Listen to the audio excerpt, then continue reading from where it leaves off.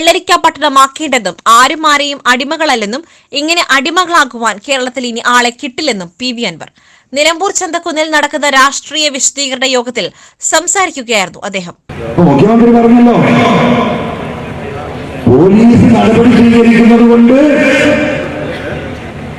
കള്ളക്കടത്തുകാർക്ക് കള്ളക്കടത്ത് നടത്താൻ ചെറിയ പ്രയാസം ബുദ്ധിമുട്ടുണ്ട്. അപ്പോ അൻവർ ഉന്നയിക്കുന്നതിന് പിന്നിൽ ഈ പോലീസിനെ മാറ്റിക്കഴിഞ്ഞാൽ വലിയ കള്ളക്കടത്ത് നടത്താനുള്ള സൗകര്യം ഉണ്ടാകുമല്ലോ, ആ ലോബിയെ സഹായിക്കാനാണോ ഈ അൻവർ വിഷയം ഉന്നയിച്ചത് എന്നതിലേക്ക് കൊണ്ടുവച്ച് നിർത്തിയിരിക്കുകയാണ്. അതിലേക്ക് വിശദീകരിക്കാം. അപ്പോ ഇങ്ങനെ ഈ വിഷയം നടക്കുന്നു എന്ന് ആവർത്തിച്ച് പൊളിറ്റിക്കൽ സെക്രട്ടറി കണ്ട് ഞാൻ പറഞ്ഞിട്ടുള്ളതാണ്. അദ്ദേഹം പറഞ്ഞപ്പോ എന്നെ തെളിവ് ഞെട്ടിട്ടുണ്ടോ? നമ്മുടെ ഇന്ത്യയിൽ തെളിവുകളില്ല. ഇപ്പോഴത്തെ കാര്യമില്ല, 2 മാസം മുമ്പത്തെ കാര്യം പറയുന്നത്. ഇനി സാജൻസ്കറിയയുടെ വിഷയം വരികയും സാജൻസ്കറിയെ കേസിൽ കൊടുക്കാതെ രാജ്യദ്രോഹ കുറ്റമായ വയലൻസ് ചോർത്തിയതിൽ പോലും ശക്തമായ നടപടിയെടുക്കാതെ സാജൻസ്കറിയെ രക്ഷപ്പെടുത്തി വിട്ടപ്പോഴാണ് എന്നെ കണ്ടുകൊള്ളുന്നത്.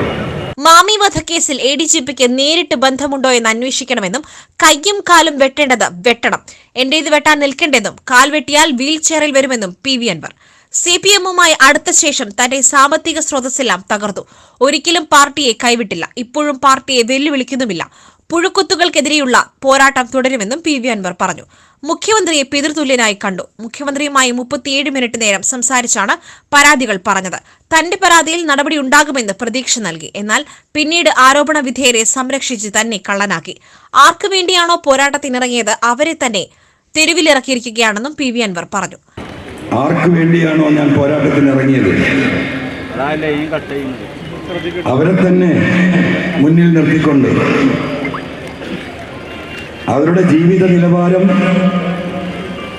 അല്ലെങ്കിൽ അവരുടെ ജീവിത സാഹചര്യങ്ങൾ വീണ്ടും പ്രതിസന്ധിയിലാക്കുന്ന വിധം ആർക്കു വേണ്ടി ഞാൻ ശബ്ദമുയർത്തിയോ അവരെ തന്നെ തെരുവിലിറക്കിയിരിക്കുകയാണ് ഈ പ്രസ്ഥാനം. പോലീസിൽ 25% ക്രിമിനലുകളാണ്. മറ്റ് വകുപ്പുകളിലും ക്രിമിനലുകളുണ്ട്. പൊതുമുതൽ അടിച്ചുമാറ്റുകയാണ്. ഇതിനെതിരെയാണ് ശബ്ദിക്കുന്നത്. എന്തിനും ഇതിനും മനുഷ്യനെ വർഗീയമായി കാണുന്ന കാലഘട്ടത്തിലേക്ക് കേരളം നീങ്ങുകയാണ്. ഇന്ത്യ നേരത്തെ നീങ്ങിക്കഴിഞ്ഞു. ഒരു വിഷയം ഉന്നയിക്കുമ്പോൾ ആദ്യം നോക്കുന്നത് അവരുടെ പേരാണ്, അല്ലാതെ ആ വിഷയമല്ല. മതവിശ്വാസമുണ്ടായാൽ അവൻ വർഗീയവാദിയല്ലെന്നും അൻവർ പറഞ്ഞു. MLA ആകുന്നതിന് മുൻപ് തന്റെ വ്യവസായങ്ങളെല്ലാം ഭദ്രമായിരുന്നു. ഇപ്പോൾ എല്ലാം നഷ്ടമായി. തന്നെ വർഗീയവാദിയാക്കാനാണ് ശ്രമം.